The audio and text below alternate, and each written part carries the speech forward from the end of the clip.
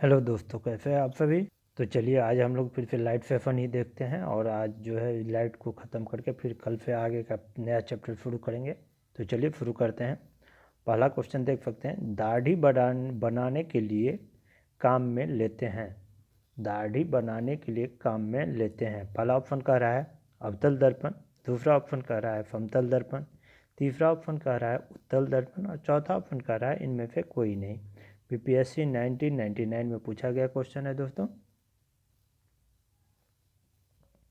चलिए इसका आंसर बताइए आप लोग। तो चलिए इसका आंसर हम लोग देखते हैं। तो इसका आंसर होगा क्या, अवतल दर्पण। अवतल दर्पण एक गोलाकार दर्पण है जिसके उभरे हुए तल पर पॉलिश हुई होती है तथा अंदर का तल परावर्तक होता है। ठीक है, तो दाढ़ी बनाने के लिए किसका उपयोग करते हैं, तो अवतल दर्पण का। ठीक है दोस्तों, आप लोग इस चैनल को सब्सक्राइब कर लीजिए क्योंकि पर डे आपको मिलेगा। सारा क्वेश्चन पूछा हुआ क्वेश्चन है दोस्तों, ये सारा का सारा। चलिए नेक्स्ट क्वेश्चन की तरफ बढ़ते हैं। खगोलीय दूरदर्शी से बना प्रतिबिंब होता है। खगोलीय दूरदर्शी से बना प्रतिबिंब होता है।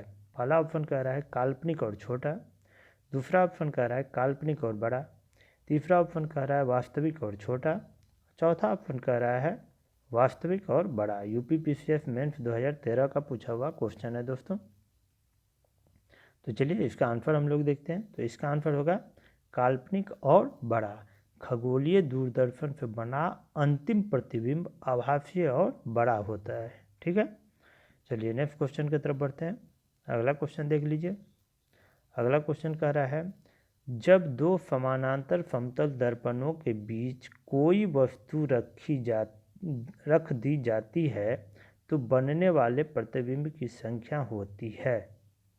पहला ऑप्शन कह रहा है 2, दूसरा ऑप्शन कह रहा है 1, तीसरा ऑप्शन कह रहा है 6 और चौथा ऑप्शन कह रहा है अनंत।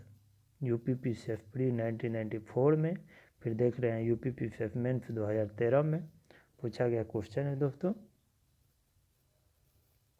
तो चलिए इसका आंसर हम लोग देखते हैं। तो इसका आंसर होगा अनंत। क्या होगा, अनंत। दो समानांतर समतल दर्पणों के बीच यदि कोई वस्तु रख दी जाए तो बनने वाले प्रतिबिंब जो होंगे वो आपको अनंत होंगे, असंख्य होंगे। ठीक है, चलिए नेक्स्ट क्वेश्चन की तरफ बढ़ते हैं।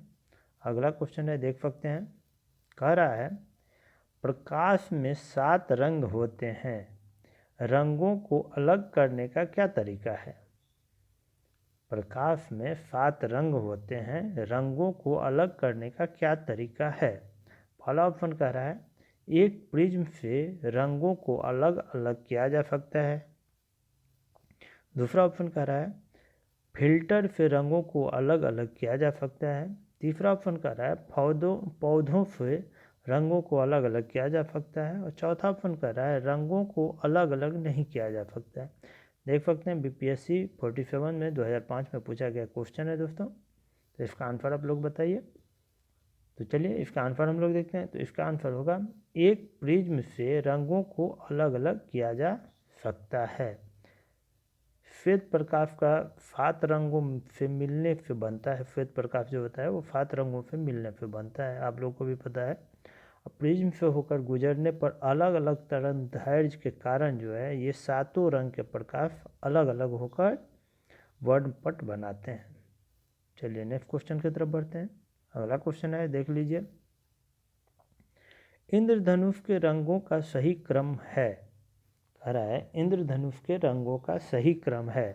पहला ऑप्शन कह रहा है नीला, दूसरा कह रहा है हरा, पहला कह रहा है नीला हरा बैगनी, दूसरा कह रहा है बैगनी हरा नीला, तीसरा कह रहा है नीला पीला और हरा और चौथा कह रहा है नीला हरा और पीला। राजस्थान में 1999 का क्वेश्चन पूछा गया है दोस्तों। तो इंद्रधनुष के रंगों का सही क्रम पूछ रहा है। तो चलिए देखते हैं इसका आंसर। तो इसका आंसर होगा नीला हरा और पीला। क्या होगा, नीला हरा और पीला। परावर्तन, पूर्ण आंतरिक परावर्तन तथा अपवर्तन द्वारा वर्ण विक्षेपण का सबसे अच्छा उदाहरण आकाश में वर्षा के बाद दिखाई देने वाला इंद्रधनुष है। और इंद्रधनुष में जो रंग होते हैं आप लोग को भी पता है, बैगनी, जामुनी, नीला, हरा, पीला, नारंगी और लाल होता है। ठीक है दोस्तों, 7 रंग होते हैं, सभी को पता है। चलिए नेक्स्ट क्वेश्चन की तरफ बढ़ते हैं। अगला क्वेश्चन देखते हैं। अगला क्वेश्चन कह रहा है अधोलिखित में से कौन सा रंग इंद्रधनुष के मध्य दिखाई देता है। मध्य दिखाई देता है मतलब बीच में दिखाई देता है।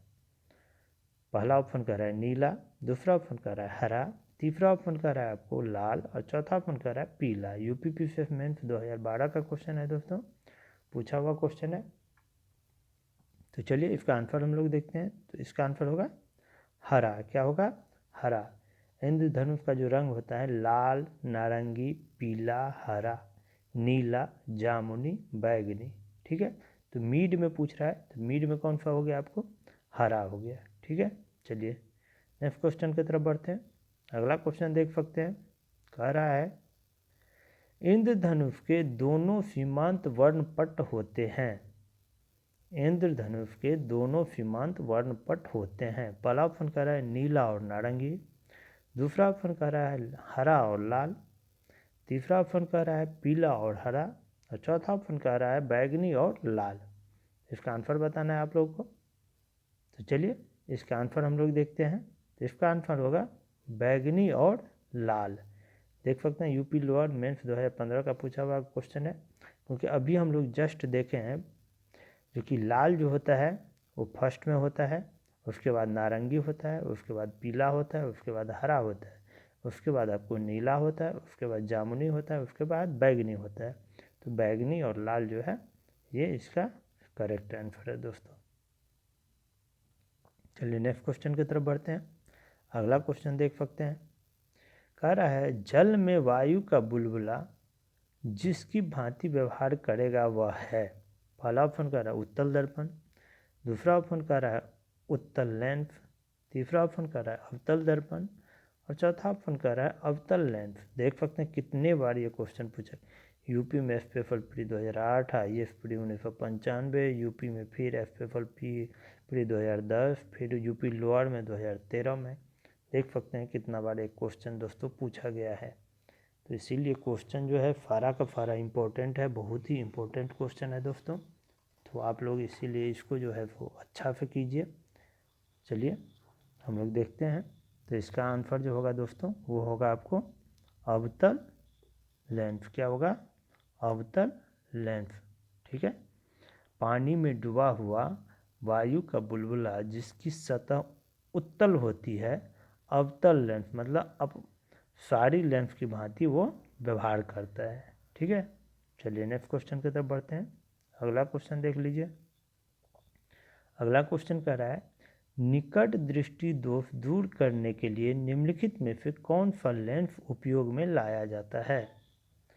निकट दृष्टि दोष दूर करने के लिए निम्नलिखित में से कौन सा लेंस उपयोग में लाया जाता है। पहला ऑप्शन कह रहा है कॉन्वेक्स लेंस, जिसको उन्नतोदर कहते हैं, कॉनकेव नतोदर जिसको कहते हैं। तीसरा ऑप्शन कह रहा है वर्तुलाकार सिलेंड्रिकल, इनमें से कोई नहीं। देख सकते हैं एमपी प्री 2008 में, यूपी मेंस में 2011 में पूछा गया है दोस्तों। तो चलिए इसका आंसर हम लोग देखते हैं। तो इसका आंसर होगा कॉनकेव। क्या होगा? कॉनकेव। ठीक है, चलिए नेक्स्ट क्वेश्चन की तरफ बढ़ते हैं। अगला क्वेश्चन देख सकते हैं। अगला क्वेश्चन कह रहा है निकट दृष्टि दोष को ठीक किया जाता है। निकट की दृष्टि दोष को ठीक किया जाता है। पहला ऑप्शन कह रहा है उत्तल लेंस प्रयुक्त करके, दूसरा ऑप्शन कह रहा है अवतल लेंस प्रयुक्त करके, तीसरा ऑप्शन कह रहा है समतल अवतल लेंस प्रयुक्त करके, चौथा ऑप्शन कह रहा है समतल कांच प्रयुक्त करके। यूपी लोअर 2002 में, यूपी पीसीएस मेंस 2008 में पूछा गया क्वेश्चन है दोस्तों। तो चलिए इसका आंसर हम लोग देखते हैं। तो इसका आंसर होगा आपको अवतल लेंस प्रयुक्त करके। निकट दृष्टि दोष से पीड़ित व्यक्ति निकट की वस्तु तो स्पष्टतः देख लेता है, लेकिन एक निश्चित दूरी से अधिक दूरी पर रखी वस्तु उसको स्पष्ट आपको नहीं दिखाई देता है। इस दोष के निवारण के लिए ही व्यक्ति के चश्मे में जो है वो आपको अवतल लेंस का प्रयोग किया जाता है। ठीक है दोस्तों, चलिए नेक्स्ट क्वेश्चन की तरफ बढ़ते हैं। अगला क्वेश्चन है, देख सकते हैं। अगला क्वेश्चन कह रहा है पढ़ने के काम आने वाले ग्लासेस किस प्रकार के लेंस से बनते हैं। पढ़ने के काम आने वाले ग्लासेस किस प्रकार के लेंस से बनते हैं। पहला ऑप्शन है अवतल, दूसरा ऑप्शन है उत्तल, तीसरा ऑप्शन है साधारण, चौथा ऑप्शन कह रहा है ए और बी दोनों। देख सकते हैं बीपीएससी 2000 में पूछा गया क्वेश्चन है दोस्तों। तो चलिए इसका आंसर हम लोग देखते हैं। तो इसका आंसर जो होगा वो होगा उत्तल। बीच में मोटे तथा किनारे पर पतले आकार वाले ग्लासेस जो होते हैं उसको हम लोग जो है उत्तल लेंस कहते हैं। ठीक है, उत्तल लेंस का जो है उपयोग हम लोग पढ़ने के काम में आने वाले ग्लासेस में करते हैं। ठीक है, चलिए नेक्स्ट क्वेश्चन की तरफ बढ़ते हैं। अगला क्वेश्चन देख सकते हैं आँख के संकेंद्रण होता है। आँख के संकेंद्रण होता है। पहला ऑप्शन कह रहा है लेंस की उत्तलता में परिवर्तन द्वारा, दूसरा ऑप्शन कह रहा है लेंस की आगे पीछे गति द्वारा, तीसरा ऑप्शन कह रहा है रेटिना की आगे पीछे गति द्वारा, चौथा ऑप्शन कह रहा है आँख के तरल के अपवर्तनांक में परिवर्तन द्वारा। यूपी में पूछा गया है, 2014 में पूछा गया है ये क्वेश्चन दोस्तों। तो चलिए इसका आंसर हम लोग देखते हैं। तो इसका आंसर होगा लेंस की उत्तलता में परिवर्तन द्वारा। लेंस की उत्तलता में परिवर्तन द्वारा। आँख में संकेंद्रण लेंस की उत्तलता में परिवर्तन द्वारा होता है। ठीक है, चलिए नेक्स्ट क्वेश्चन की तरफ बढ़ते हैं। अगला क्वेश्चन देख सकते हैं। कह रहा है खोज बत्ती में दर्पण जो प्रयुक्त होता है वह है। खोज बत्ती में जो दर्पण प्रयुक्त होता है वह है। पहला ऑप्शन कह रहा है नतोदर दर्पण, दूसरा ऑप्शन कह रहा है उन्नतोदर दर्पण, तीसरा कहता है सादा दर्पण, चौथा कह रहा है इनमें से कोई नहीं। देख सकते हैं ये जो है आपको 2009 में यूपी मेंस में 2009 में पूछा गया क्वेश्चन है। तो चलिए इसका आंसर हम लोग देखते हैं। तो इसका आंसर जो होगा वो होगा आपको नतोदर दर्पण। कारों की हेडलाइट हुआ, खोज बत्ती हुआ, इस सब में जो परावर्तन के रूप में अवतल, जिसे हम लोग नतोदर दर्पण भी कहते हैं, उसका उपयोग करते हैं। ठीक है, चलिए नेक्स्ट क्वेश्चन की तरफ बढ़ते हैं। अगला क्वेश्चन देखते हैं। अगला क्वेश्चन कह रहा है अस्पष्ट दृष्टि की न्यूनतम दूरी होती है। मतलब अस्पष्ट दृष्टि की न्यूनतम दूरी होती है। पहला ऑप्शन कह रहा है 25 सेंटीमीटर, दूसरा ऑप्शन कह रहा है 5 सेंटीमीटर, तीसरा ऑप्शन कह रहा है 75 सेंटीमीटर और चौथा ऑप्शन कह रहा है 100 सेंटीमीटर। तो आपको इसका आंसर बताना है दोस्तों। तो स्पष्ट दृष्टि को, स्पष्ट कोई चीज़ को देखने के लिए आपको मिनिमम कितना होना चाहिए सेंटीमीटर दूरी। तो ये कह रहा है आपको 25 सेंटीमीटर। कितना? 25 सेंटीमीटर होना चाहिए। चलिए नेक्स्ट क्वेश्चन की तरफ बढ़ते हैं। अगला क्वेश्चन देख सकते हैं। लेंस की शक्ति मापी जाती है। किसके तहत लेंस की शक्ति मापी जाती है? पहला ऑप्शन कह रहा है डायोप्टर में, दूसरा ऑप्शन कह रहा है ईयन में, तीसरा ऑप्शन कह रहा है ल्यूमन में और चौथा ऑप्शन कह रहा है कैंडेला में। MPPCS प्री 2017 में पूछा गया और बहुत बार क्वेश्चन पूछा गया है ऐसा। तो चलिए इसका आंसर हम लोग देखते हैं। तो इसका आंसर होगा डायोप्टर में। किसमें लेंस की शक्ति मापी जाती है? तो डायोप्टर में। ठीक है दोस्तों, चलिए नेक्स्ट क्वेश्चन की तरफ बढ़ते हैं। अगला क्वेश्चन है, देख सकते हैं आप लोग। कह रहा है मनुष्य की आँख में किसी वस्तु का प्रतिबिंब बनता है। मनुष्य की आँख में किसी वस्तु का प्रतिबिंब बनता है। पहला ऑप्शन कह रहा है कॉर्निया में, दूसरा ऑप्शन कह रहा है परितारिका में जिसको आइरिस कहते हैं, तीसरा ऑप्शन कह रहा है पुतली में, चौथा ऑप्शन कह रहा है दृष्टिपटल रेटिना में। MPPCS प्री देख सकते हैं जो कि 2017 में पूछा गया क्वेश्चन है दोस्तों। तो चलिए इसका आंसर हम लोग देखते हैं। तो इसका आंसर जो होगा दोस्तों वो है आपको दृष्टिपटल रेटिना में। दृष्टिपटल रेटिना में मनुष्य का आँख में जो प्रतिबिंब बनता है वो दृष्टिपटल रेटिना में। मनुष्य की आँख फोटोग्राफिक कैमरा की भांति ही कार्य करता है। जिस वस्तु को हम देखते हैं उससे चलने वाली किरणें कॉर्निया और नेत्रोद द्रव से होकर पुतली के रास्ते से लेंस पर पड़ती है, जिससे दृष्टिपटल मतलब रेटिना इसे फोकस कर देता है और वो वस्तु जो है छोटा और उल्टा जो है प्रतिबिंब बन जाता है जिसका। चलिए नेक्स्ट क्वेश्चन की तरफ बढ़ते हैं। अगला क्वेश्चन देख सकते हैं। कह रहा है किसी अपारदर्शी वस्तु का रंग उस रंग के कारण होता है जिसे वह, पहला ऑप्शन कर रहा है अवशोषित करता है, दूसरा ऑप्शन करता है अपरिवर्तित करता है, तीसरा ऑप्शन कर रहा है परिवर्तित करता है और चौथा ऑप्शन करता है प्रकीर्णन करता है। IAS प्री 1994 का पूछा हुआ क्वेश्चन है दोस्तों।